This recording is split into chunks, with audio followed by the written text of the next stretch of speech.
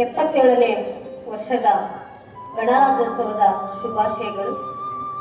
ವೇದಿಕೆಯ ಮೇಲೆ ಆಸೀನರಾಗಿರುವ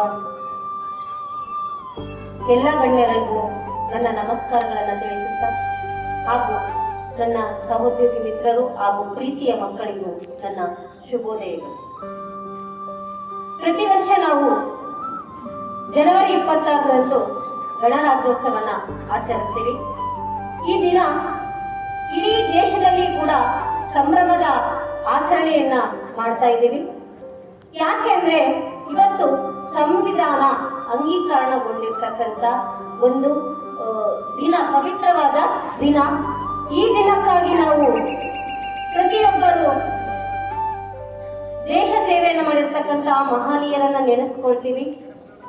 ಅವರ ತ್ಯಾಗ ಬಲಿದಾನಗಳನ್ನ ಮತ್ತೆ ಸಾಹಸಗಳನ್ನ, ಆ ದೇಶಭಕ್ತರ ಆದರ್ಶಗಳನ್ನ ಮೈಗೂಡಿಸಿಕೊಳ್ಳಲಿಕ್ಕೆ ಒಂದು ರಾಷ್ಟ್ರೀಯ ಹಬ್ಬಗಳನ್ನ ಆಚರಿಸ್ತೀವಿ. ಈ ವರ್ಷದ 2026ನೇ ವರ್ಷದಲ್ಲಿ ವಿಶೇಷವಾಗಿ 26ನೇ ದಿನ 26ನೇ ತಾರೀಕು 2026 ಸ್ವಾತಂತ್ರ್ಯವನ್ನ ನಮಗೆ 1947 ಆಗಸ್ಟ್ 15ರಂದು ಸ್ವಾತಂತ್ರ್ಯ ಸಿಗುತ್ತೆ.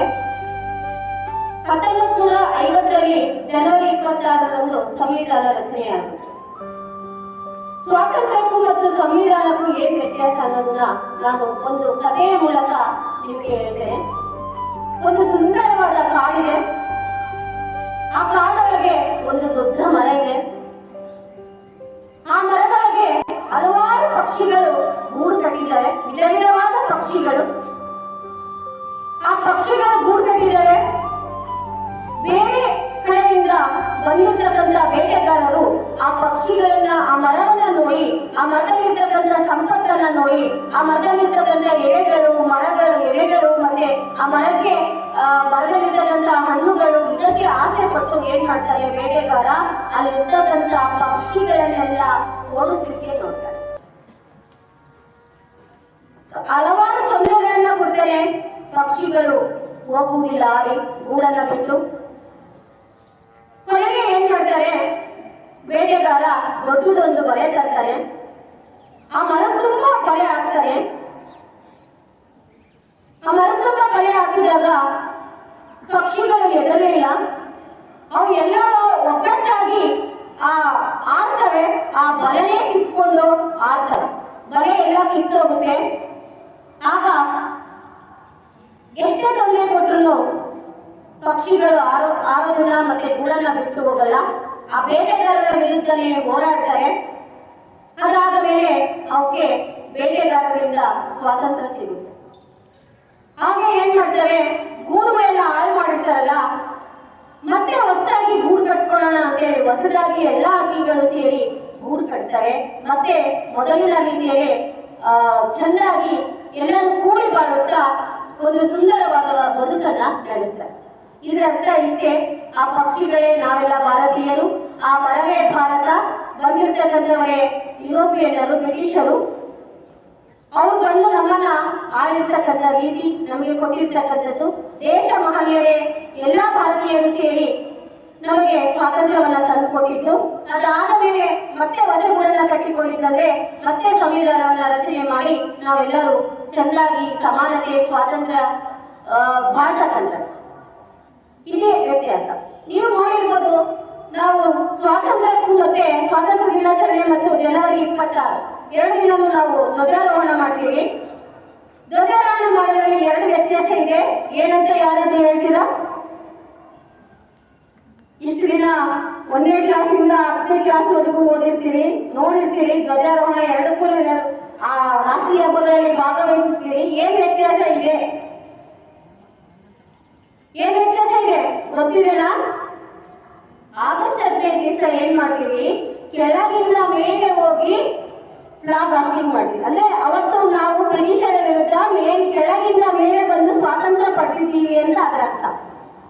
ಜನವರಿ 26 ದಿವಸ ಮೇಲೆ ಅಷ್ಟೇ ಕಟ್ಟಿರ್ತೀವಿ, ಅವಾಗ ಧ್ವಜಾರೋಹಣ ಮಾಡ್ತೀವಿ. ಇದರ ಅರ್ಥ ಏನಂದ್ರೆ ನಮಗೆ ಅಲ್ಲೇ ಸ್ವಾತಂತ್ರ್ಯ ಸಿಕ್ಕಿದೆ, ಆ ಫ್ಲವರ್ಗಳನ್ನ ಬೀಳ್ತಾ ಇದೆಯಲ್ಲ, ನಾವೀಗ ಸ್ವತಂತ್ರವಾಗಿ ಬದುಕಿದ್ದೀವಿ ಅನ್ನೋದನ್ನ ತೋರಿಸ್ಲಿಕ್ಕೋಸ್ಕರ.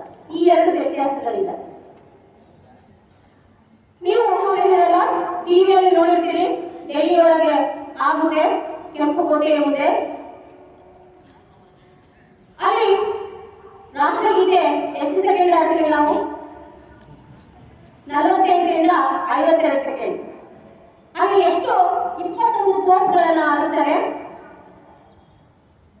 ಅದು 21 ತೋಪುಗಳನ್ನ ಆಡ್ತಕ್ಕಂಥ ಟೈಮು, ರಾಷ್ಟ್ರಗೀತೆಯನ್ನ ಆಡ್ತಕ್ಕಂಥ ಟೈಮು ಒಂದು ಇಂಚು ಕೂಡ, ಒಂದು ಕ್ಷಣ ಕೂಡ ವ್ಯತ್ಯಾಸ ಆಗಲ್ಲ. ಅದೇ 52 ಸೆಕೆಂಡ್ ಅಲ್ಲಿ 21 ತೋಪು ಆಡುತ್ತಾರೆ. ರಾಷ್ಟ್ರಗೀತೆ ಮುಗಿಯಿತು. ಇದು ನಮ್ಮ ಇಂಡಿಯನ್ ಆರ್ಮಿ ಇರ್ತಕ್ಕಂಥ ಒಂದು ತಾಕತ್ತು. ಈ ವರ್ಷ ವಿಶೇಷವಾಗಿ ನಾವು ಇಷ್ಟು ದಿನ ಬ್ರಿಟಿಷರು ಬಳಸಿರ್ತಕ್ಕಂಥ ತೋಪಿನ ಇದನ್ನೇ ಬಳಸ್ತಾ ಇದ್ವಿ. ಈ ವರ್ಷ ಅವರೆಲ್ಲ ಅಂದ್ರೆ ಇಷ್ಟು ದಿನ ಏನಿತ್ತು, ನಮ್ಮದೇ ಇದ್ರು ಕೂಡ, ಸ್ವಾತಂತ್ರ್ಯ ಇದ್ರು ಕೂಡ ಶಬ್ದ ಅವರಿಂದ ಬರ್ತಾ ಇತ್ತು. ಈ ವರ್ಷ ಪ್ರಧಾನಮಂತ್ರಿಯವರು ಮತ್ತೆ ನಮ್ಮ ಇಂಡಿಯನ್ ಆರ್ಮಿಯವರು ಹೊಸದಾಗಿ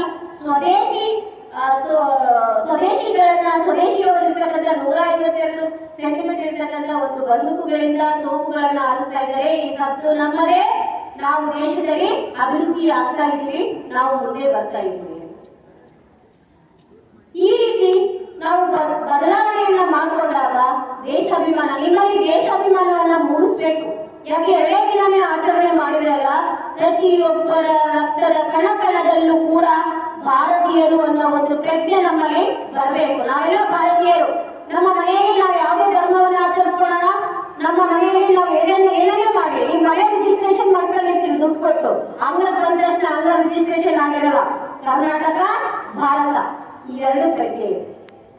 ಇನ್ನು ಹೆಚ್ಚಿಗೆ ಬೇಕಾದ್ರೆ ಬಾವುಟ ನೋಡಿದ್ರೆ ನಮ್ಮ ಭಾರತದ ಬಾವುಟ ಕೇಸರಿ, ಬಿಳಿ, ಹಸಿರು. ಇದನ್ನ ಆಂಧ್ರ ಪ್ರದೇಶದ ಪಿಂಗಳಿ ವೆಂಕಯ್ಯ ಅವರು ಅದನ್ನ ಕೇಸರಿ, ಬಿಳಿ, ಹಸಿರನ್ನ ಮಾಡ್ತಾರೆ. ಈ ಬಾವುಟವನ್ನ ನಾವು ಯಾಕೆ ಕರ್ನಾಟಕದವರು, ಕನ್ನಡಿಗರು ಹೆಮ್ಮೆ ಅಂತ ಹೇಳ್ಕೋಬೇಕಾದ್ರೆ, ಖಾದಿ ಕೇಂದ್ರದಲ್ಲಿ ಈ ದೇಶಕ್ಕೆ ಸಪ್ಲೈ ಮಾಡ್ತಕ್ಕಂಥ ಅಧಿಕೃತವಾಗಿರ್ತಕ್ಕಂಥ ಬಾವುಟವನ್ನ ತಯಾರು ಮಾಡ್ತಕ್ಕಂಥವರು ನಾವು ಕನ್ನಡಿಗರು, ಕರ್ನಾಟಕದವರು, ಅದರಲ್ಲಿ ಹುಬ್ಬಳ್ಳಿಯವರು. ಹೆಮ್ಮೆಯಿಂದ ಹೇಳ್ಕೋಬೇಕು ನಾವು ಕನ್ನಡಿಗರು ಅಂತ. ಎಷ್ಟೇ ತ್ಯಾಗ ಬಲಿದಾನಗಳು ನಡೆದ್ರು ಕೂಡ ನನ್ನ ಅಜ್ಜ ಒಬ್ಬ ಸ್ವಾತಂತ್ರ್ಯ ಹೋರಾಟಗಾರ ಅಂತ ಹೇಳ್ಕೊಂಡಿದ್ದು ನನಗೆ ಹೆಮ್ಮೆ ಇದೆ. ಅಂತ ಸ್ವಾತಂತ್ರ್ಯ ಹೋರಾಟಗಾರರ ಮನೆಯಲ್ಲಿ ಹುಟ್ಟಿದ ತಕ್ಷಣ ನಾನು ಸ್ವತಂತ್ರ ದೇಶಾಭಿಮಾನ ಮುಡುತ್ತೆ ಅಂತ ಅಲ್ಲ, ಪ್ರತಿಯೊಬ್ಬರಿಗೂ ದೇಶಾಭಿಮಾನ ಇರಬೇಕು. ದೇಶ ಅಂದ್ರೆ ಭಾರತ. ಯಾಕೆ ನಮ್ಮ ಭಾರತ ವಿಶೇಷ ಅಂದ್ರೆ ಏನಿಲ್ಲ ನಮ್ಮ ಭಾರತದಲ್ಲಿ, ಎಲ್ಲ ಇದೆ. ಎಲ್ಲ ಇದ್ದಿದ್ದಕ್ಕೆ ಎಲ್ಲರ ಕಣ್ಣು ಕೂತಿತ್ತು. ಸಂಸ್ಕೃತಿ ಇದೆ, ಪರಿಸರ ಇದೆ, ಪ್ರಕೃತಿ ಇದೆ,